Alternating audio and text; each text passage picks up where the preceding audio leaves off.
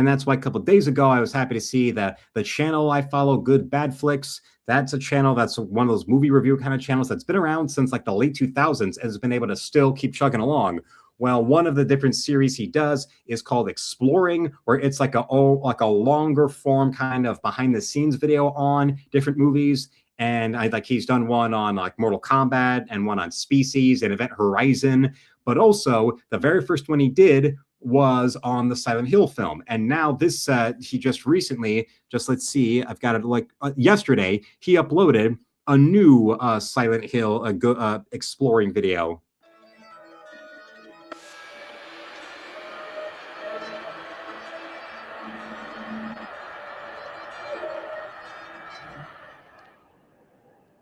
February 23rd, 1999, the survival horror game Silent Hill was released. And I vividly remember my first Christmas in across from DC. It was the Christmas Eve. I remember my brother got put in the PlayStation demo disc that included the demo for the first Silent Hill. And it immediately, seeing that demo hit me like a ton of bricks. And then a couple months later, February 99, it's out. We rented it. And I remember, playing it, but never beating it. I remember getting as far as the schoolhouse.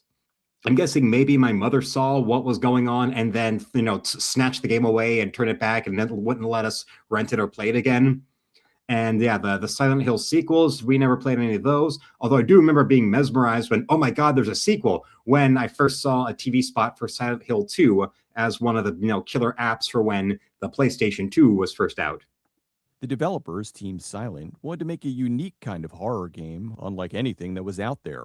It was even if Konami commissioned us a game for survival in the survival horror genre entirely on the back of, we want our own Resident Evil, which, well, they got, even though as much as we Silent Hill fans love the series, the core, quintet of games were never really that financially successful compared to Resident Evil. So it's always been more of the kind of, artistic merit fuel type of series that has a much stronger franchise cult of personality around it than it does actual sales. Pretty much exactly like Metal Gear Solid, but without that delusional egomaniacal cult around it that is just insufferable and overrated and road as all fuck that, Metal Gear Solid has because of Hideo Kojima. About Harry Mason. He's passing through the small town of Silent Hill with his daughter Cheryl. They get into an accident that knocks him unconscious. When he comes to, he sees that Cheryl's missing.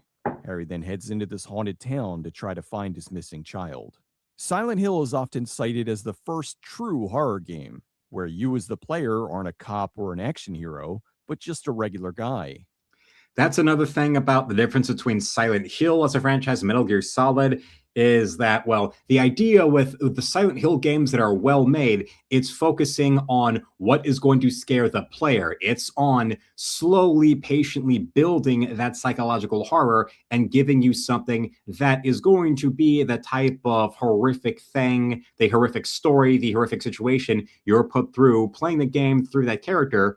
And in doing so, you see a character that is able to play on some sort of personal fear you as the player have. Well, with Hideo Kojima, with him developing the Metal Gear franchise, it is all about himself as the most self-parody form of narcissistic auteur who constantly needs to remind you of how profound he is and how symbolic he is and how much of a genius he is, where he's just dictating his quote-unquote brilliance at you, as opposed to Silent Hill, which takes the patience and gives a shit about the story, as opposed to Silent Hill, which, Silent Hill, it actually has a story, while Metal Gear Solid is all about almost being in complete contempt of you, the player, and gift wrapping you all the laziest, easy gameplay bullshit so that then you can go into the next interminable cutscene because Hideo Kojima wants to be a filmmaker, but instead he's stuck doing video games. While the people making Silent Hill actually rolled up their sleeves and focused on making this horrific experience work as an actual damn game.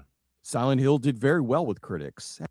And that's another thing that tells it apart from Resident Evil, because Resident Evil is the type of franchise that, even in its early days, was much more prone to action and much more prone to these simple-minded, loud jump scares. That's why the most memorable moments of fear in the first Resident Evil are things like that skinless dog jumping through the window at you, which is something straight out of that, base reflex, startling sort of kind of fear you get from going to a haunted house attraction of the dog jumping out at you, as opposed to the slow building terror of that first moment of gameplay in the first Silent Hill, where you're going through this town, you see where Cheryl is, you go running towards her, and then the closer you get to there, you see that there's this little fence, this little area where there's blood on this wall and there's a headless dog in front of it. And then you start going down this alley, and suddenly it starts to get darker and darker, and now it's starting to rain.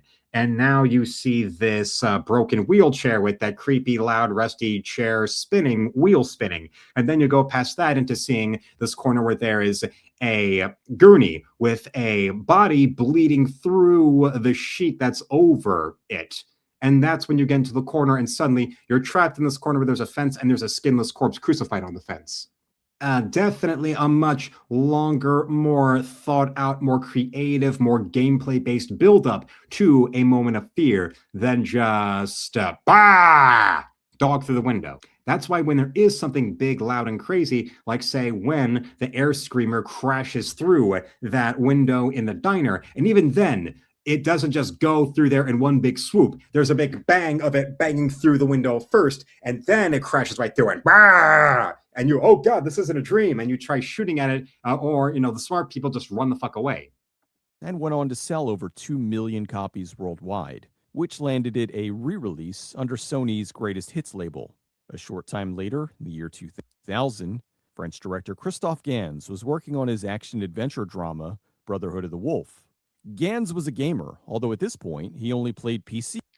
Despite Christophe Gans, between him being French and his European filmmaking background in a medieval movie, that's an excuse for Monica Bellucci to get naked, but it's in a foreign language, so that means it's artistic to have a hot Italian get naked. Doesn't this guy just reek of a European auteur filmmaker, like the kind of guy who would see people playing video games and look down their nose and laugh at them while wearing a beret and having his pate with a baguette. Games. With the upcoming release of the PS2 being huge news, Gans was curious about what console games had to offer. He got a really good deal on a PS1 and picked up a few games to go with it: Resident Evil, Tomb Raider, and this new horror game, Silent Hill. Imagine if Christophe Gans saw Tomb Raider and then he wound up going out of his way to try to go and make a Tomb Raider movie starring Monica Bellucci.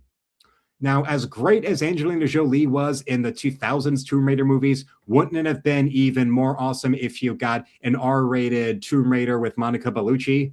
And you see her in the shower scene, just like in what we saw with Jolie, but she shows all the goods because, well, she's Italian.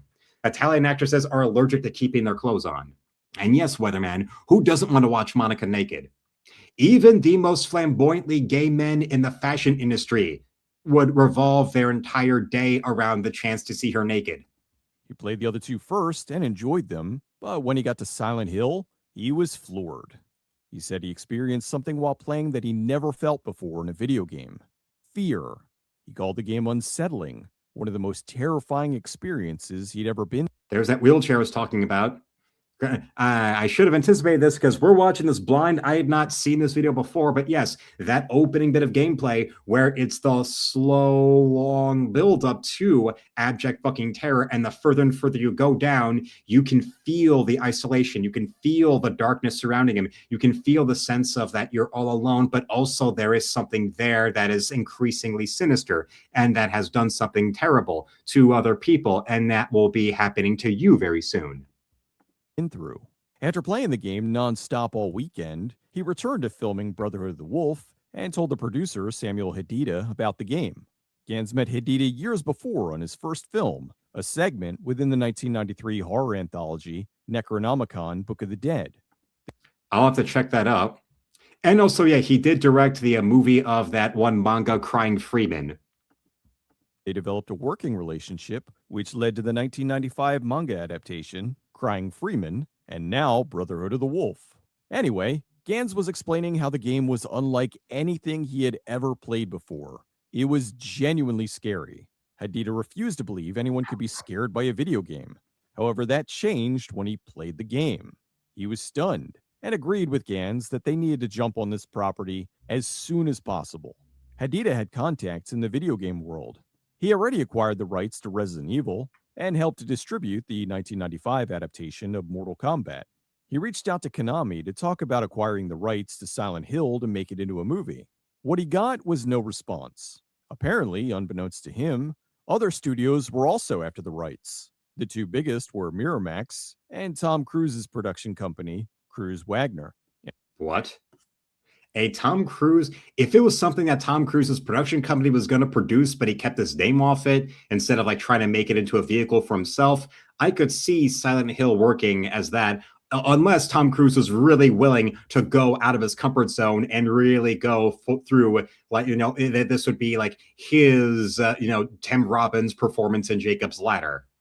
Miramax, that could have worked as well, but depending on whether they were going to go and make it like a more artsy horror kind of Miramax production, or if it would have been through Dimension Films, where then they would have forced it into all of the whatever's popular at the time horror cliches that Dimension Films almost always shoved their movies into, with the exception of Scream, because Scream was the one time that Dimension actually popularized a trend in horror films instead of just brainlessly following along.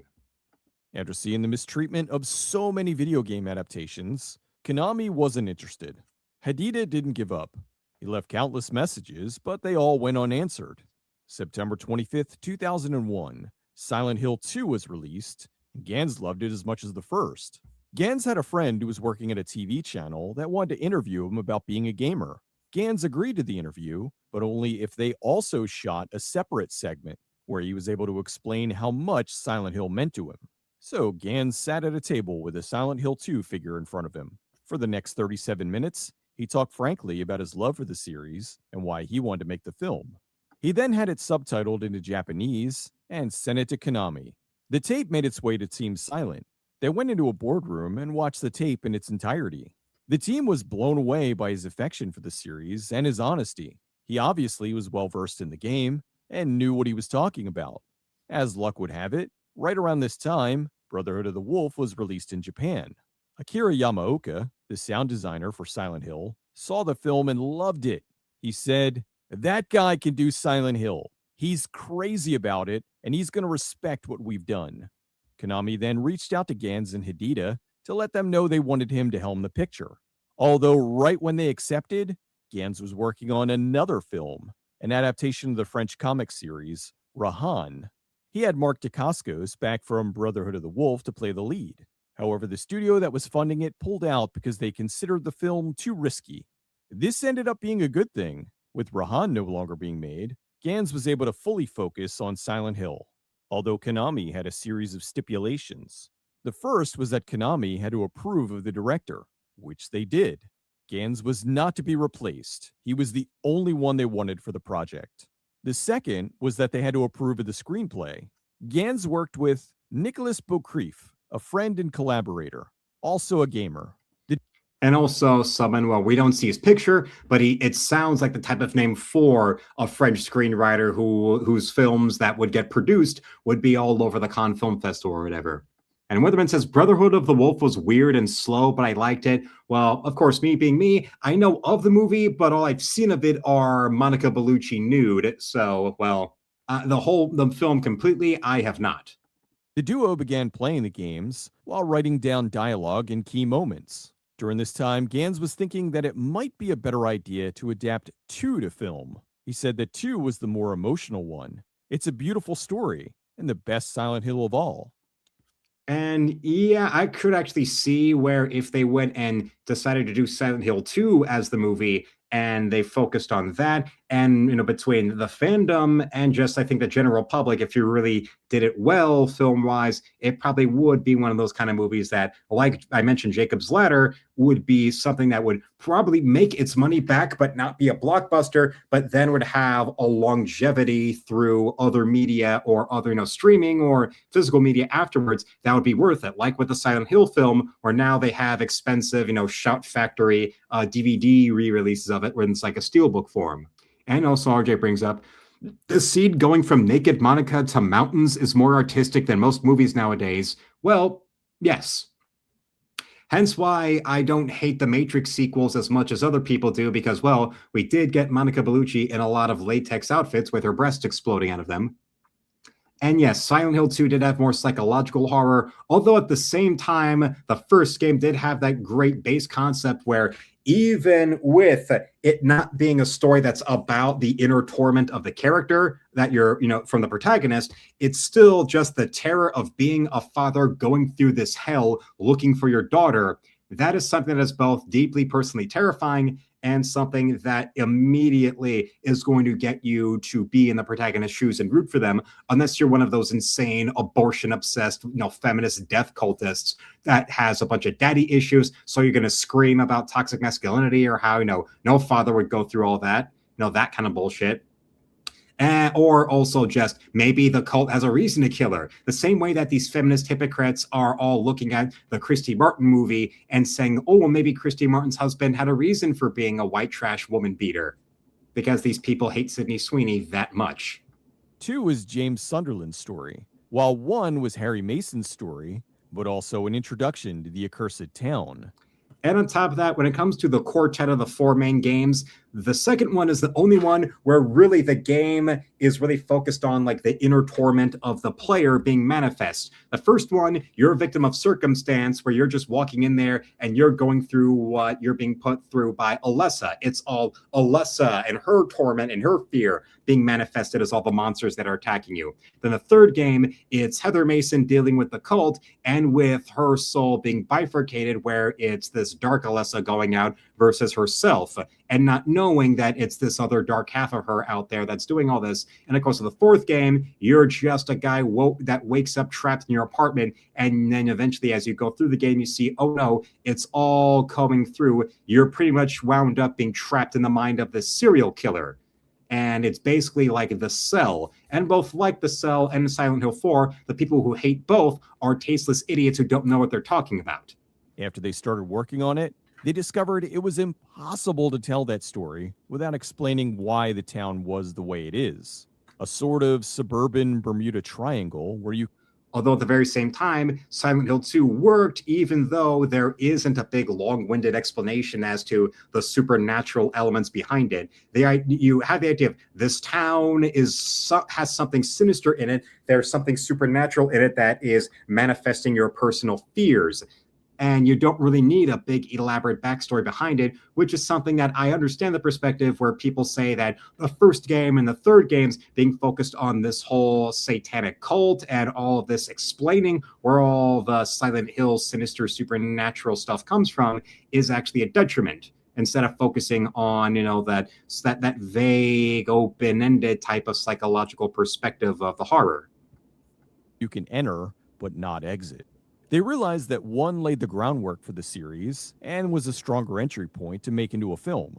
So he decided to take the framework of 1, but to incorporate a little bit of 2 in there. The more they played 1, Gans realized something. Even though the protagonist was male, he felt the motives were more maternal. He spoke to Team Silent and suggested that the lead character in the movie adaptation should be changed to a woman. And that's one of the big changes that the movie does from the first game, that even though the director is French and all that entertainment industry, whether here or there, anywhere, it seems like one of the entry points isn't just being able to blow powerful directors or producers to get ahead in your career. It's also a matter of another ticket to get inside is having severe daddy issues, or in some cases, some casual misandry. We're under the idea of, oh, but because it's this parent going through all this looking for their child, but no, it can't be a man that would do that. It can't be a father that would do that.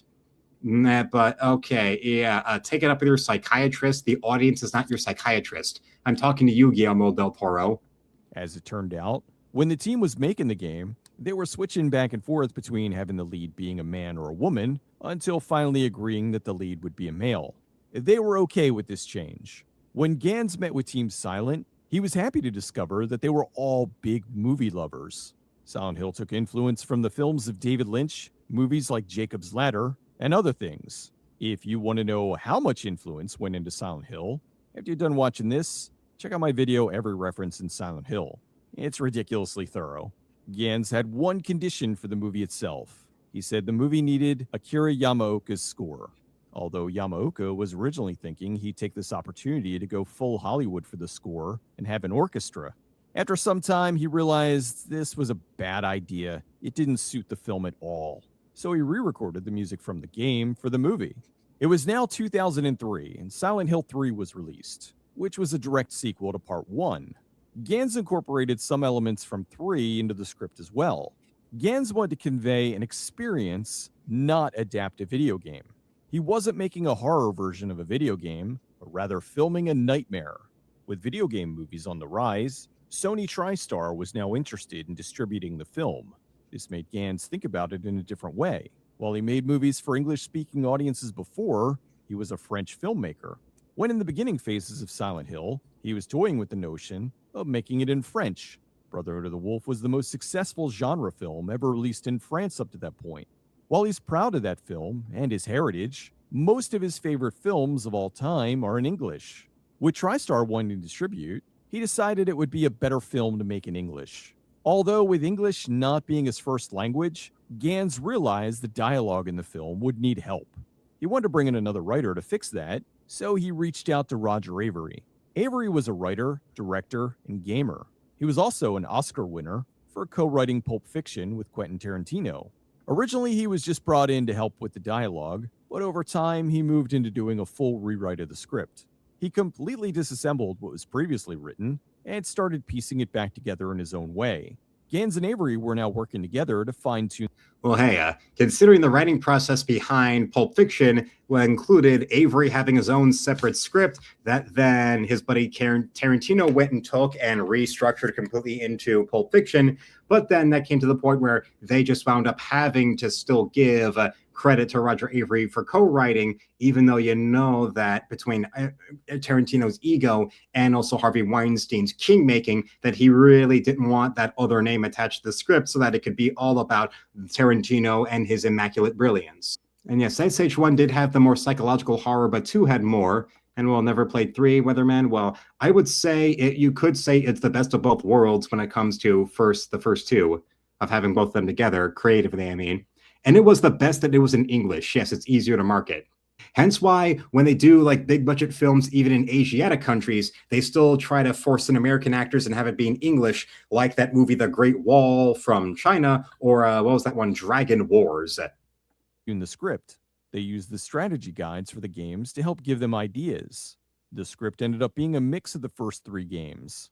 The structure was 1, some of the monsters and details were from 2, and some background elements were from 3. Gans said it would look like an adaptation of 1, but really, it's a digest of 1, 2, and 3. However, the most important thing was that it remained true to the spirit of the games. Gans felt that some changes were okay, as long as it was faithful to the source. If not, the whole thing would be lost. Harry Mason was now Rose DeSalvo, as an homage to Andrew DeSalvo from Silent Hill 4. They brought in the new character of the husband, Christopher, who was written to look like Harry. They also changed the daughter's name from Cheryl to Sharon. From my understanding, they changed it so they wouldn't have so many characters that had names that started with C. Okay, that's like a weird little thing to get hung up on. They incorporated numerous things that were linked to women: witches, sisterhood, maternity, and an immaculate conception. They made Silent Hill a matriarchy, run by the cult zealot Christabella. It was a multi-month process to have a deranged, self-destructive, fire-obsessed, child-killing sacrificial cult that's run by women. Okay, that's actually quite based and ahead of its time in that way of giving the finger to feminism and to feminists of the modern day being a death cult. And fittingly, the death cult leader is played by the fucking Borg Queen. Hammer out a first draft, which was completed in January of 2005. It was about the DeSalvo family. They have an adopted child who recently started sleepwalking and having nightmares about a town called Silent Hill.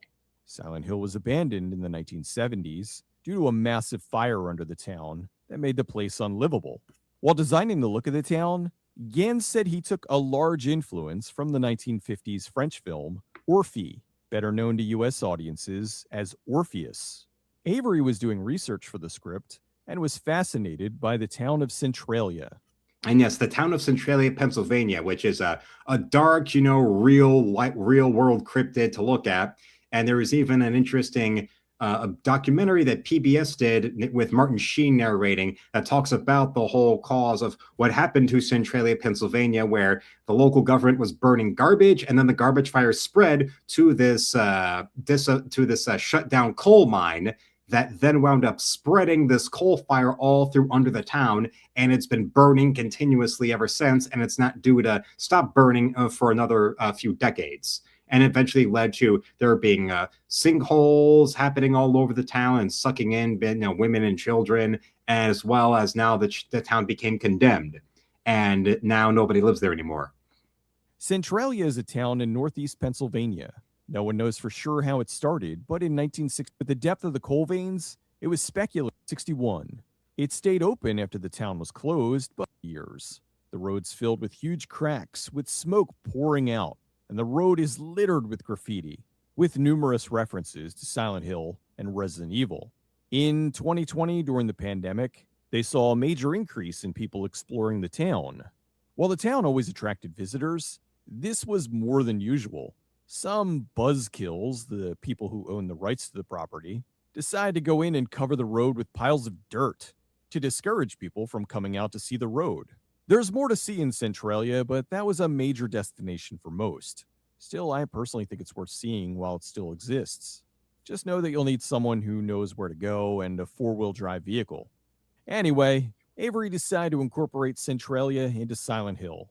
The story was about a mother who loses her daughter in a scene that is very similar to the opening of the game. After she searches the abandoned town, she discovers it had been destroyed 30 years earlier in a fire. As she walks through the town, it's constantly raining ash. While in Silent Hill, it was snow that was falling. They changed it to ash for the film to fit with the theme of Alessa being a witch that was burned, who ultimately destroyed the town. In the script, there was more time showing the family life before they went to Silent Hill. There was even a scene where the family brought Sarah to a psychiatrist at a children's hospital. In a nod to the games, the doctor was named Dr. Kaufman, and his assistant was Nurse Lisa. Gans wanted to reduce the length of the film to get rid of anything superfluous. In the first game, the opening scene was the car accident, and then Harry waking up in the fog. Gans couldn't open the film with that, but he wanted to get to it as soon as possible. He wanted to have a brief beginning that showcased Sharon sleepwalking, and then have it lead directly into the mother and daughter going to Silent Hill. Over the course of the movie, Rose discovers her daughter is motivated by a malevolent spirit, Alessa, who's using her to get revenge on the people who wronged her. There's a lot more to that, but essentially that's the super condensed version. Avery argued with the director over the script. Gans said the movie ultimately was about revenge, and Avery said the movie should be about forgiveness. Avery said, "How can the audience identify with Alessa if all she wants is revenge?" The director dismissed his concerns because he felt the core of the movie is this tortured girl who's getting a revenge. He thought this was absurd. Didn't matter whether or not the audience identified with the demon child. A good chunk of the movie essentially takes place in the mind of Alessa. She's inflicting on the world what was inflicted on her body. Konami and TriStar were both happy with the script, so the team moved into casting. Somewhere around this time, they changed the family name from DeSalvo to De Silva. Gans was worried because he needed an incredible young actress to play Sharon. She'd have to play 3 parts. He was considering twins for the part, since he didn't think he'd find one child actress who could do something this complicated. He was also worried because he never worked with a kid actor before, and his director friends told him horror stories about working with kids.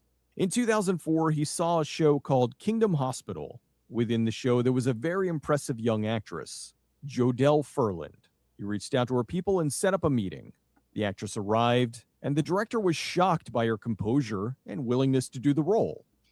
Around the same time, there also was this little indie film she did with Terry Gilliam directed called Tideland, that is all about her going out to this mansion out in the middle of nowhere, where then her father winds up dying. So now she's all alone in this mansion out in the middle of nowhere with nothing but her little dolls to keep her company.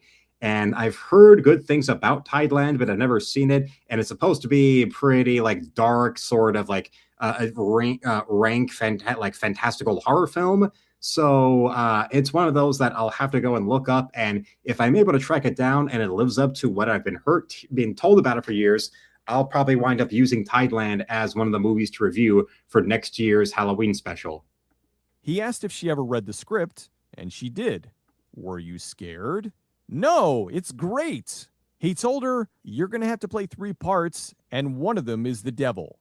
She looked at him and said, I've always wanted to play the devil. At that point, he knew she was 100% right for the part. He said Jodelle was both adorable and frightening. They looked for the lead Rose and hired Australian actress Radha Mitchell. Gans saw the 2001 drama The Majestic and was impressed by American actress Laurie Holden. She was hired to play the cop Sybil, although the actress was very sad when she discovered she had to cut off all her hair. Yes, Laurie Holden in one of the few roles of her career where she's not a complete bitch. Between that Walking Dead role she had, her being Ben Grimm's wife in the Jessica Alba Fantastic Four, who completely rejects him and throws her wedding ring down after watching him save people, and of course Marita Kovarubias on The X-Files. For the mother Dahlia, he hired Deborah Kara Unger. Gans had a working relationship with her for 10 years, starting all the way back in 1995, when he had her do a voice in Crying Freeman. He wrote the character of Dahlia with her in mind. Rounding out the cast, he hired Sean Bean as Christopher and Alice Krige as Christabella. I think one of the very few film roles of Sean Bean's career where he doesn't get to die. Yes, the human spoiler, even though he doesn't have to die in this one, so that's very rare. And yes, when it comes to Centralia, Pennsylvania, Weatherman brings up, it started as a coal fire. The coal fire started in May 62, and yes, to this day, the coal fire is still burning under the town. The movie was going to be a French-Canadian co-production.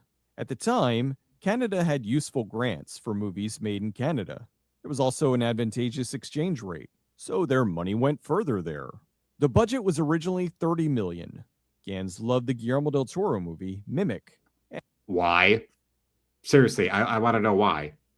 And the Stephen Norrington film, The League of Extraordinary Gentlemen. Once again, I want to know why. He knew both films had problems behind the scenes, but from a production standpoint, they looked incredible. He said about hiring the technicians who worked behind the scenes on both of these movies. He hired the cinematographer Dan Lautzen.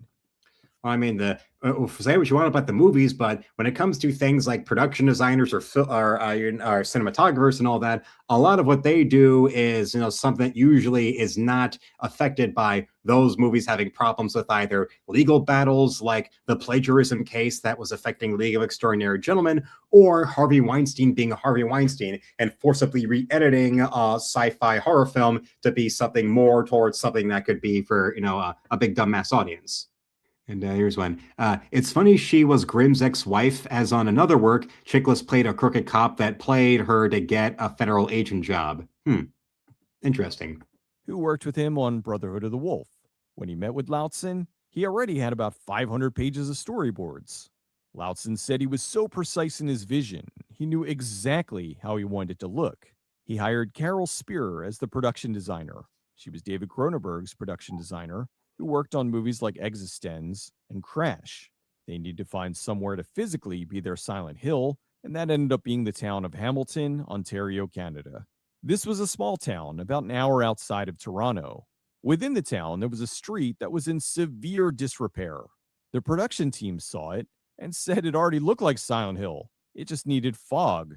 They knew if they weathered it further and added ash and dust, it would be perfect. They redressed the buildings, changed the colors, and made the street look like it had been abandoned for 30 years.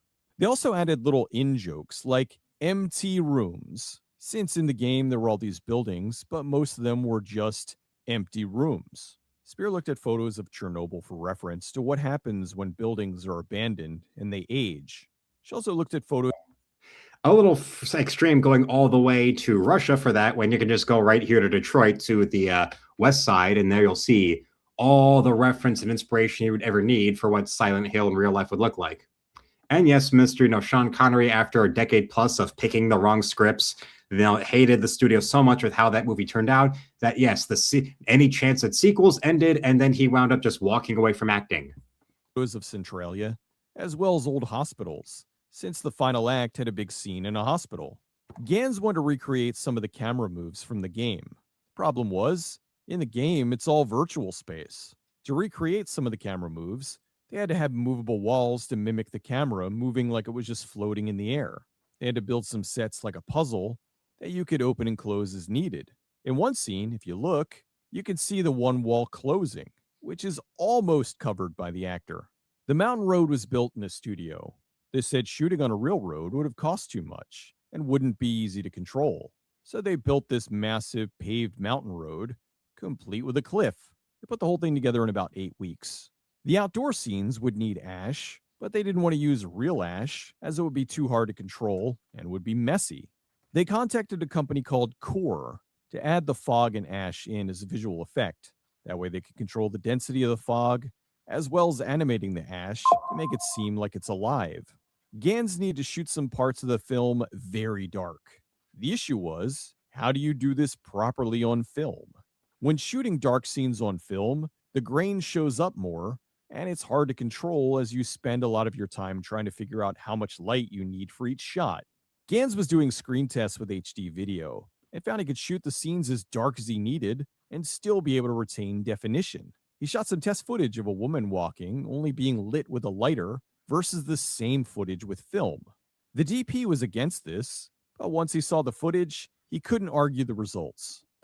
Although at the same time with shooting everything digitally also means that because you've got that digital technology that will top out at the certain amount of picture quality you're able to film in, so then you're not going to be able to go and restore or remaster it in the way that movies that were shot on actual film can, with every subsequent generation, wind up getting adapted or updated to that new technology, whether it's, whether it was a 35 millimeter film of a feature film that was then, upgraded for an HD release, and then you go to a 4K release, and the next new big one, you can keep on upscaling on actual physical celluloid film as opposed to digital.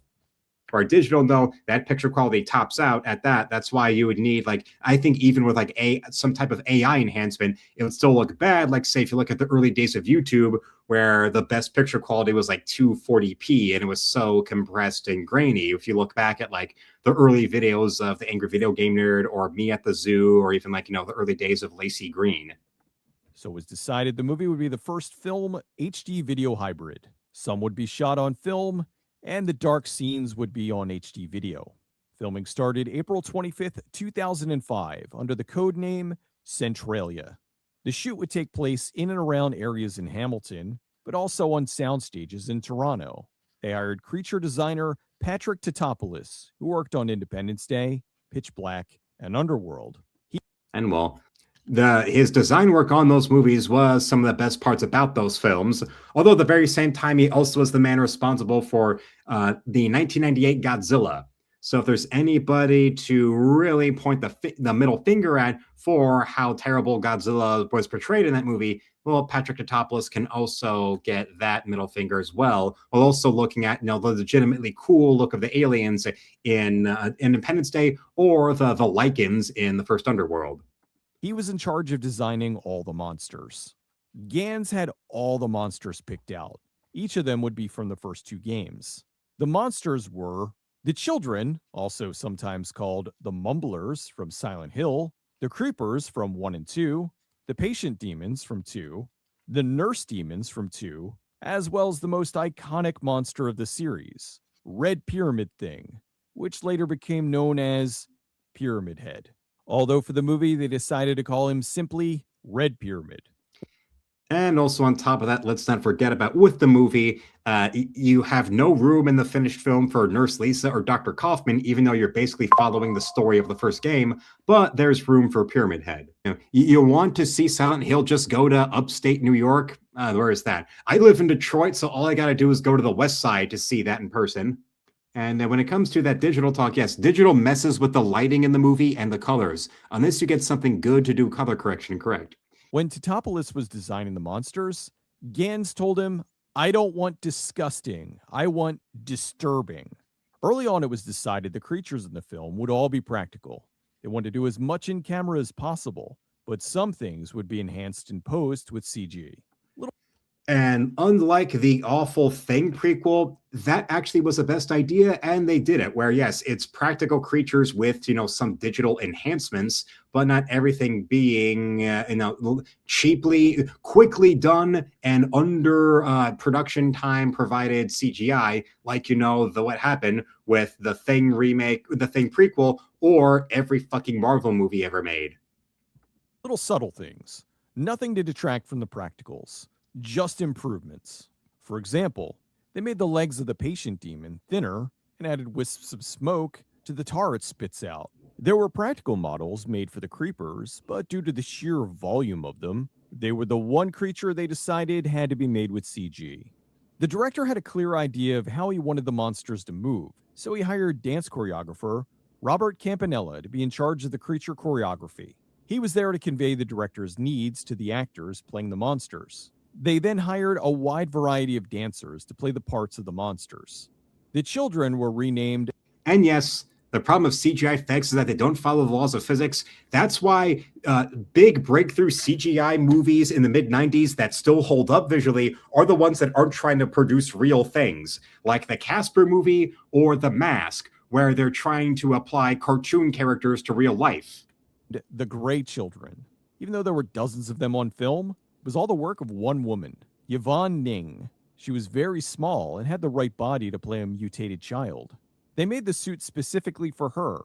The face was twisted, and she couldn't see out the eyes, so they placed a hole in the ear that she could see out of, but mostly she would just be led around by voice commands or crew members putting her in position. Hence why the other people you saw there, the choreographer has to go right up to the guy's face and grab him to talk to him. It's to probably so they can hear him through the suit, as opposed to just being a handsy pervert. No, it's I have to grab the guy and talk loudly right up to the face so he can hear it through this costume. She did countless moves separately, which they filmed on a green screen and composited them all together, making it look like it was a whole army of them. The patient demon they called the Armless Man was also a dancer. They put him in a giant latex slip-on suit that looked like a giant condom, which earned him the name Trojan Man. The minor masks were regular minor masks turned inside out.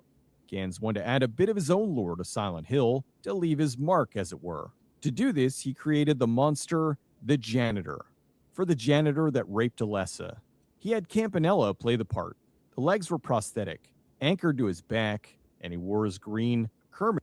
That's a good, interesting way of having digital effects in there, having the green screen legs to remove the actual legs of the dancers. He's moving like that, like what happened with Forrest Gump when all the scenes after Lieutenant Dan gets amputated. And the way, they did that, where they just digitally removed the bottom half they digitally removed Gary Sinise's legs from below the knee.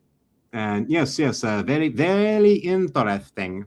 Kermit pants, so the effects guys could key it out in post. The nurses were dancers and a few strippers.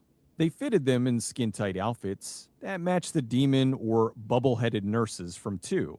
Campanella also ended up... Everybody turn your eyes to the center stage right here, right now at Scores. It is the bubble-headed nurse. And now she comes doing her routine to some of Akira Yamaoka, working the pole to Akira Yamaoka's music from the original games.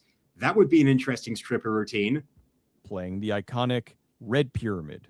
He was wearing special boots. Now what we need to see are the scenes in that movie with the bubble-headed nurses, and you play over it the stripper from South Park going, "Does anybody want to dance?" Which made him 7 feet tall. They used his apron to help cover them up. While in the game Silent Hill 2, Red Pyramid was thinner. He was designed here to be more muscular, with a larger right arm that he uses to drag around his giant sword. Red Pyramid was meant to be the masculinity, invading the town full of women. The sword was very intentionally phallic. The Red Pyramid mask was made of lightweight materials, but after it was all painted, it ended up weighing 12 pounds. This made the actor's neck just a little bit sore. The monsters were the people in town from Alessa's past. They were all humans, Yes. Oh, strippers, that explains a lot. Stripper Nurses from Hell. That is on the way to a local drive-in. Stripper Nurses from Hell, I'm surprised a movie like that with that name doesn't actually exist, or well, hey, I could make it. As long as they don't play Hot for Teacher, then they're good. Yes. That would be the wrong song to have with the bubble-headed nurses working the pole at, the dollhouse in Fort Lauderdale. suffering for their sins. The team decided they would use every camera trick they had to help enhance the film, running the film in reverse, putting the footage at different speeds, and so on. Gans knew sound would play a huge part in the film. On top of the score by Yamaoka, he hired Nicholas Becker, who is one of the best European sound designers. He made the weird noises for the film. For the Grey Children, he hired deaf and mute actors. He asked them to talk, sing, shout, and was able to take those noises and manipulate them with sound tools. The actors enjoyed this because they said it was something they rarely have the opportunity to do. He asked the dancers to make fake orgasm sounds, which they also modified in post, make very creepy, weirdly erotic sounds. While working on the film, Gans knew the games had a very passionate fan base. He went on various gamer message boards and asked questions, took suggestions, and listened to fans talking about what they'd love from the games. He was making this movie for them. When Gans was playing Silent Hill, he came to the realization that cinema now had an unbelievably unexpected competitor. Games were going to overtake the movies because not only were they telling these stories better, but they were allowing you to actually take part in them. Well, can you tell this is when people were able to actually go and really make a fucking movie? Since RJ, yes, asking the deaf to talk in fake orgasms, I'm surprised that man is alive. I think we all are these days. He could tell that by talking to the audience, this film would resonate more with gamers than with casual moviegoers. Gans wanted to be extremely faithful. During the production, Gans had a PS2 and a copy of the game on set at all times. He'd play the game to show the actors. Back when PlayStation consoles were backwards compatible with the previous generation. Now they don't do that. Fake coming sounds, not real at all. Yeah, no women had rabbits on set. I mean, this channel in particular, we all know about women being much hornier and much more darkly perverted than men could ever be. Yeah, like they were, especially the strippers, they weren't strumming their slat trap, any single second that they don't have the crew in front of them. The precise moments he wanted to recreate.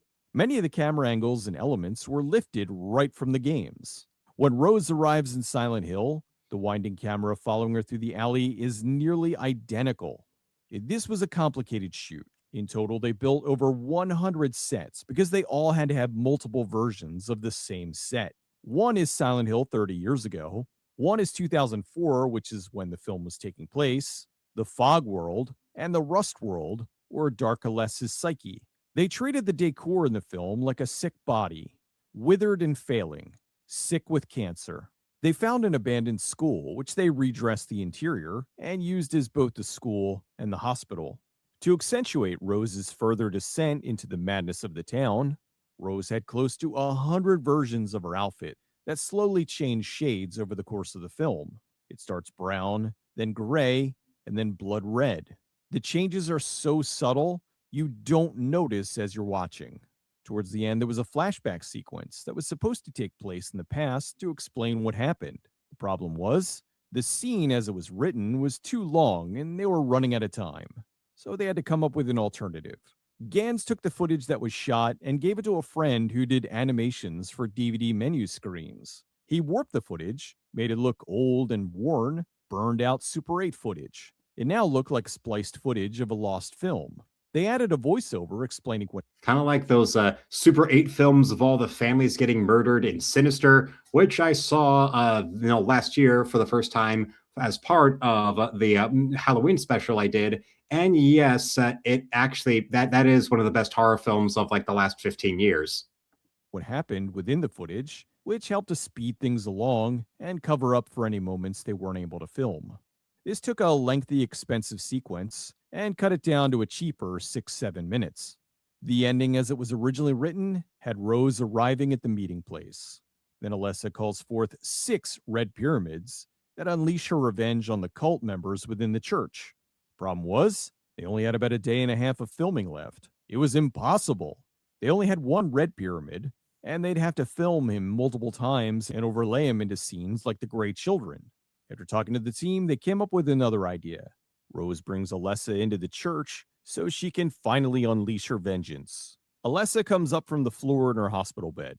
This was inspired by the boss in Silent Hill 2. Gans then added a little nod to his favorite anime, Urusaki Doji, Legend of the Overfiend. Is this one worth watching when it comes to anime? I don't know. Although instead of tentacles, Dark Alessa has barbed wire shoot out all over and eviscerate the cultists. In further hentai, it goes up Christabella's legs and out her mouth.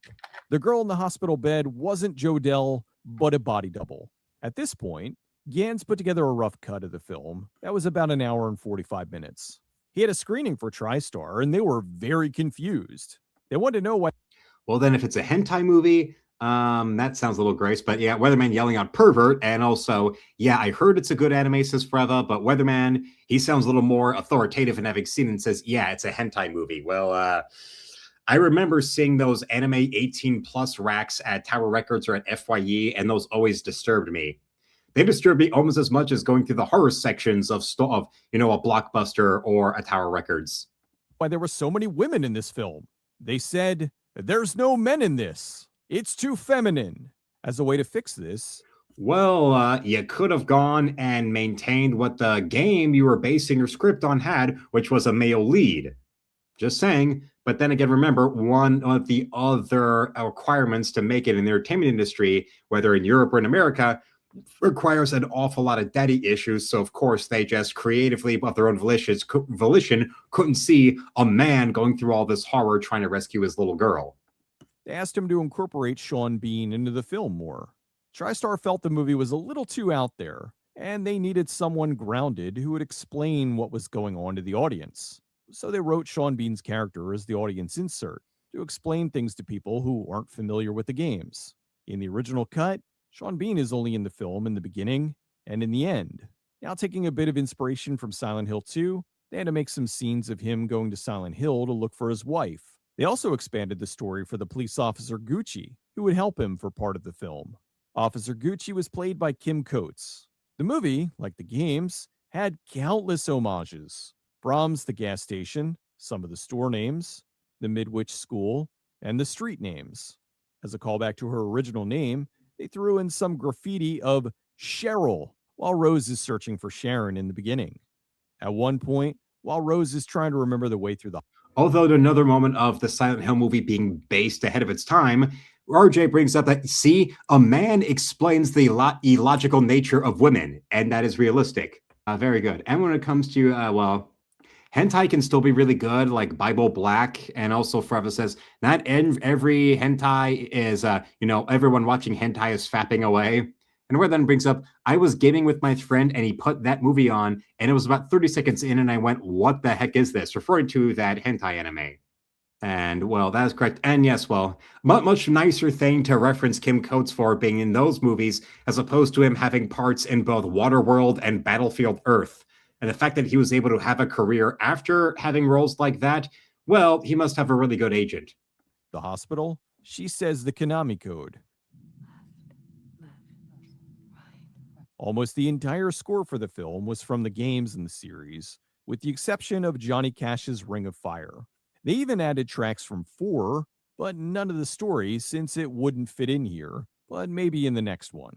The movie was shot in 60 days. The budget ended up being closer to $40 million by the end. Although I've seen some places listed as $50 million, but I couldn't get a definite hard number. So I'll just...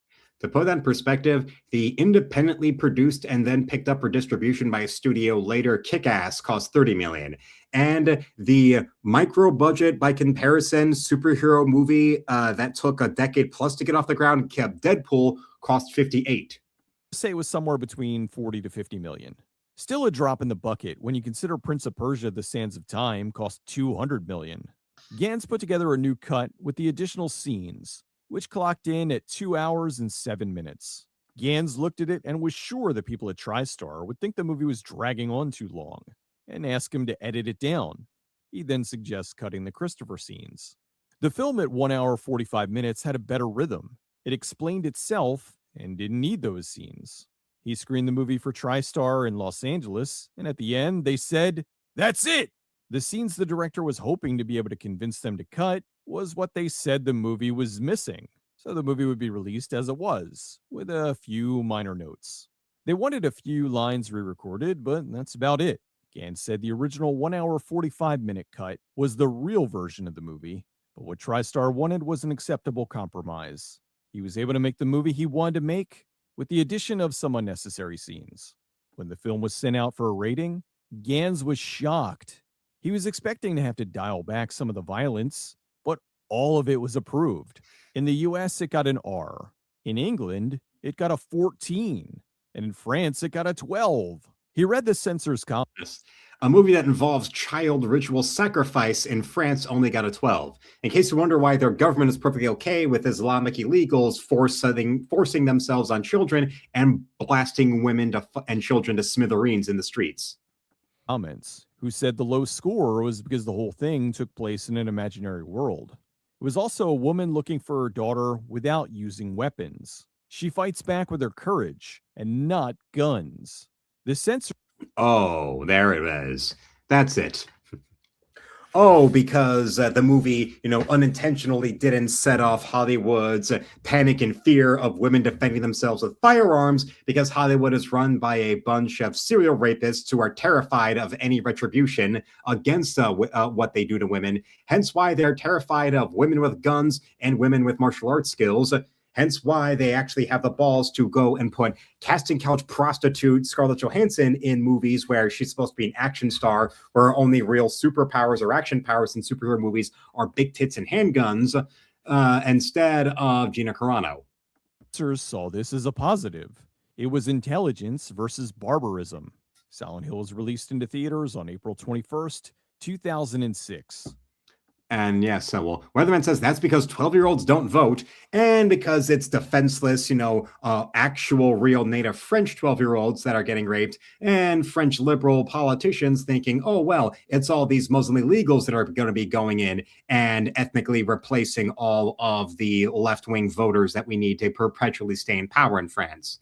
And then you wonder why so many people now, at the sight of what Giorgia Meloni is doing with the nation of Italy, are now going to be making their big European vacation destination to basically anywhere in Italy, knowing that they're not going to get raped or beaten to death or blown up or shot in the streets by some psychotic illegal, because Allahu Akbar. It grossed over $100 million worldwide. And although at the same time, RJ does bring up Polanski being Roman Polanski living out there in France, you just know that Polanski, being in France, must hate all the Islamists and moving into the country, because now it gives him too much competition. And was considered the first truly good video game adaptation. Although Roger Ebert, being wrong again, gave the film 1.5 stars and said he didn't understand it. It was difficult to follow and illogical. While gamers loved the film, and we brought up Kick-Ass earlier. Well, remember, this is the same type of moral outrage monger type of guy who feigned hate and feigned so outraged by the slasher movie craze of the 80s, and also was the guy who had a strangely personal amount of hatred towards Kick-Ass when it came out, like every other fainting couch jackass who hated the movie, all because of the character of Hit Girl. In case you wonder why that movie was such a hard thing to make, to the point where the director wound up independently funding the movie, and then so many critics had such an outraged boner against Kick-Ass, and it wouldn't have had anything to do with the 11-year-old girl murdering adult men who are all criminals and dope pushers and mobsters and rapists. Wouldn't have anything to do with it now, would it? It seemed like some mainstream moviegoers weren't as happy. The film is supposed to be visceral fear, not jump scares, not gratuitous, nightmarish and disturbing. So some American audiences didn't like this. They didn't want an atmospheric, thought-provoking horror film. They wanted a funhouse.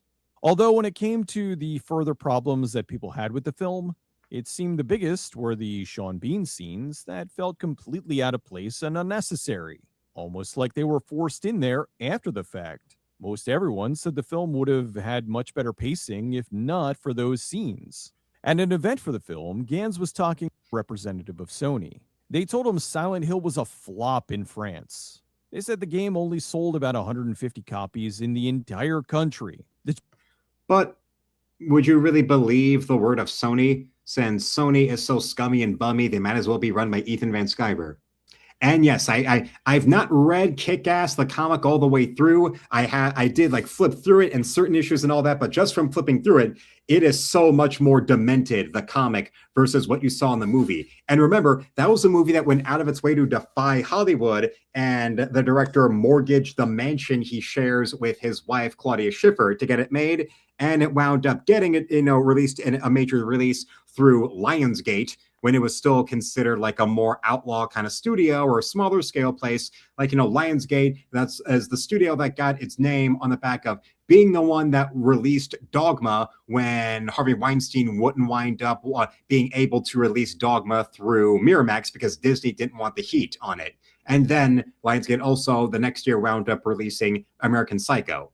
The director laughed and said, 150? 2 of those are mine. The poster for the film with Sharon having no mouth was too much for graffiti artists to resist. They drew on fake mouths or placed stickers on there, with my personal favorite being the Rolling Stones one.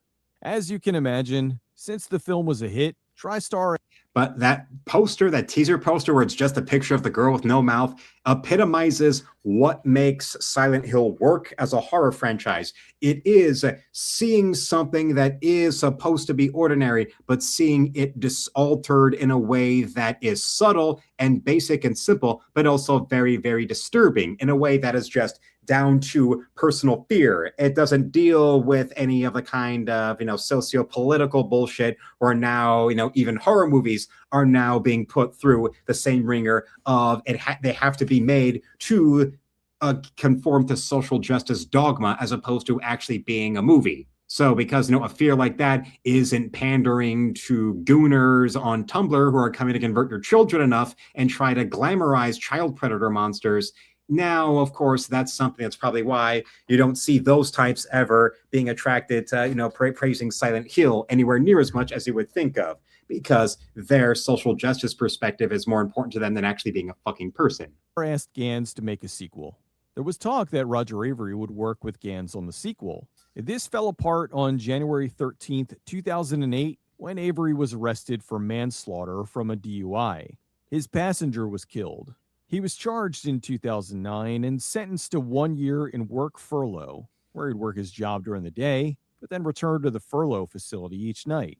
He very stupidly made some tweets complaining about his time in prison, which caught the attention of the authorities, who revoked his furlough and made him spend the rest of his sentence in Ventura County Jail. He was released in 2010 and then served 5 years probation. Now the producer, Samuel Hadida, spoke to Gans about how he wanted to change things for the sequel. While working on Silent Hill, Hadida produced the first 2 Resident Evil movies and was working on the third. He wanted Gans to make the sequel less atmospheric and more action, like the Resident Evil movies. That's a nice comparison to make right there. Because I've talked about, but before Silent Hill, there were video game movies that were successful, but they were so fucking hated by the people who saw them that it didn't really matter. Like Street Fighter was a box office hit, but it's still, at best, it's a so bad it's good kind of viewing. And Mortal Kombat is the one that, probably is as close as any of those first kind of video game movies in the 90s came close to being unironically good. But because of that, and then it having such a shitty sequel, now you know why. Oh, wait. Then there's the Resident Evil movies, which is like the platonic ideal of a long-running franchise, and especially a video game adaptation that is so fucking hated, but because they kept on making money, they basically just wound up ignoring the hate anyway and wound up doing like 6 sequels. Gans flat out told him that Silent Hill is not and never should be about action. It's a walking nightmare. Exactly. That's like the biggest criticism I've seen of the gameplay when it comes to the Silent Hill 2 remake is too much focus on combat compared to the original. Besides the complete masculinizing of Angela right there, making her look like David Duchovny in a sweater and a wig, and then of course you have Maria right there, where they completely go and desexualize her outfit when her being so sexed up was part of how off-putting she is as a character. Forever Lost says watching this makes me want to make my own movie. Well, hey, go for it. And yes, that is Jon Snow right there, who's supposed to be the love interest for. I can't believe it's not Michelle Williams playing Heather. This would be a loose adaptation of 3. As a courtesy to TriStar, Gans met with the director of Silent Hill Revelations. No offense to this new director, but he could see this was not a film he wanted to be involved in. There's an interesting story of how all this went down, which I might be able to tell one day, but not today. I genuinely wonder why Konami had so much quality control over the first one, but then all that seemed to go out the window with the sequel.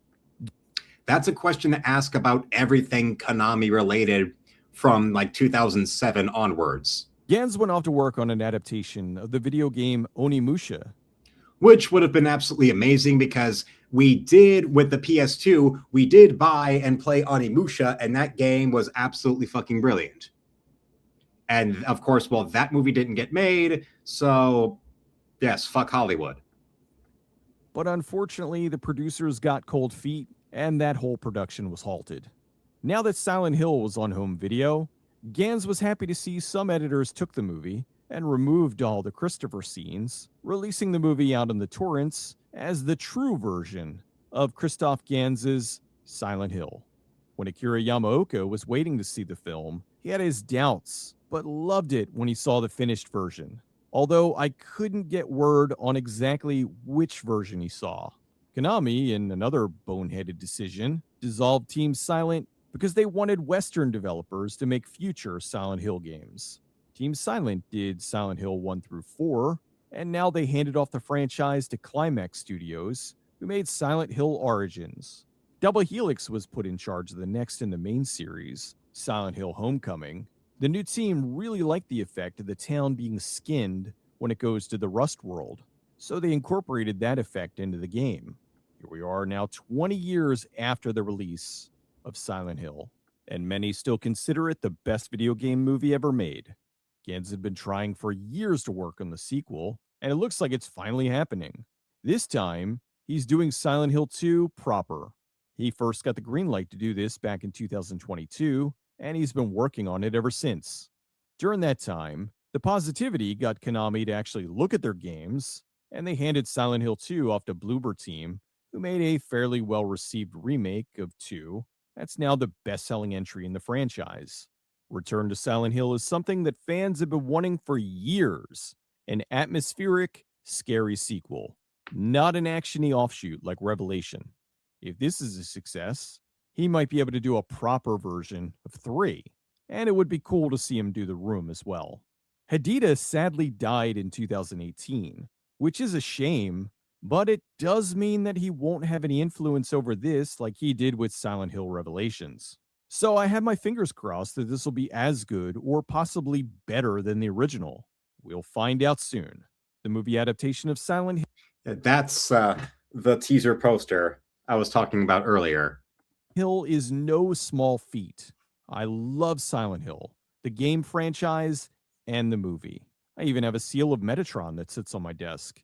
Production for the film began in 2004, but filming didn't start until 2005. They put an overwhelming amount of time and effort into pre-production, something that's becoming a lost art unto itself in this fix-it-and-post mentality world.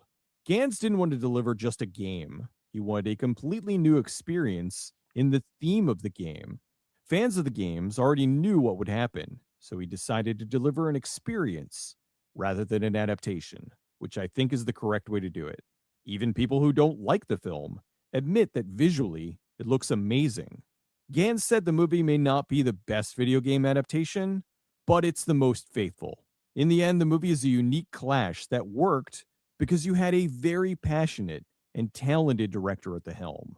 A game made by Japanese developers, set in America, and adapted to film by a French director. Well, remember, the whole appeal of what made Silent Hill work was that it's a Japanese horror franchise where it's the Japanese perspective on American psychological horror.